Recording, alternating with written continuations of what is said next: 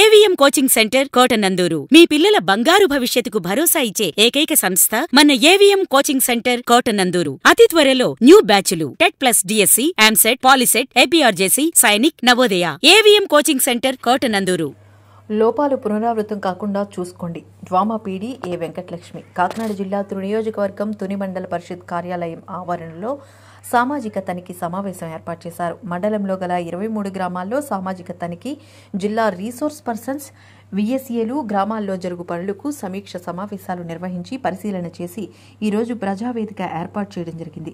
ఈ సమావేశానికి ముఖ్య అతిథిగా డ్వామా పీడీ విచ్చేసి ఉపాధి హామీ సిబ్బందికి, ఫీల్డ్ అసిస్టెంట్లకు గత సంవత్సర కాలంగా జరిగిన పనులకు సంబంధించి లోపాలను గుర్తించి మళ్లీ జరగకుండా చూసుకోవాలని, చిన్న చిన్న లోపాలకు తిరిగి చెల్లించే పద్ధతి చేయాలని, ముఖ్యంగా ఈ సంవత్సరం గోశాలలు, ఇంకుడు గుంటలు, అమృత సరోవర్ రైతులకు ఉపయోగపడే విధంగా పనులు కేటాయించాలని అన్నారు. ఈ కార్యక్రమంలో APD Jagadamba, HR manager Rajesh, APO Narayanarao, SRP Simhadri, సామాజిక తనిఖీ డిఆర్పీలు, విఎస్ఏలు, ఉపాధి హామీ సిబ్బంది తదితరులు పాల్గొన్నారు. మండలంలో 16వ విడత సోషల్ ఆడిట్ పబ్లిక్ ఫోరం నడిపించడం జరిగింది.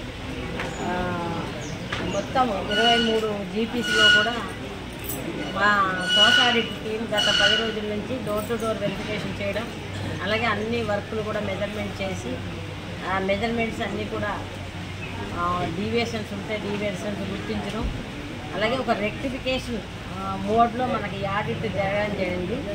ఏదైతే ఇప్పుడు ఈ ఆడిట్లో కొన్ని డీవియేషన్స్ వచ్చినాయో అవన్నీ కూడా నెక్స్ట్ ఆడిట్లోకి రాకుండా, నెక్స్ట్ టైం అలాంటి తప్పులు చేయకుండా సరిదిద్దుకునే మోటివ్లో ఇది ఆడిట్ అనేది జరిగింది. మిగతా ఇప్పుడున్న ఫీల్డ్ అసిస్టెంట్లు కానీ, టెక్నికల్ అసిస్టెంట్లు కానీ ఇటువంటి తప్పులు మళ్ళీ జరగకుండా చూసుకోవాలి.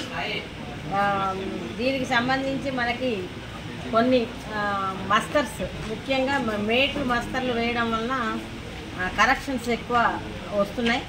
ఆ కరెక్షన్స్ ఏదైతే వచ్చిందో అవన్నీ కూడా రికవరీగా వేయడం జరిగింది. అలాగే వేలు ముద్రలు కానీ, సంతకాలు కానీ లేకుండా మస్తర్లు ఉన్నట్లయితే దాన్ని కూడా రికవరీగా భావించడం జరిగింది. ఆ అమౌంట్లో అయితే కన్సర్న్ ఎవరైతే ఆ టైంలో ఫీల్డ్ అసిస్టెంట్లు ఉన్నారో వాళ్ళే రికవరీ కట్టాల్సి ఉంటుంది. ఇప్పుడు కూడా మళ్ళీ మన మేటు వ్యవస్థ ఉంది. మేట్లు తప్పు చేసినా దానికి పనిష్మెంట్ అయితే ఫీల్డ్ అసిస్టెంట్ మీదే ఉంటుంది.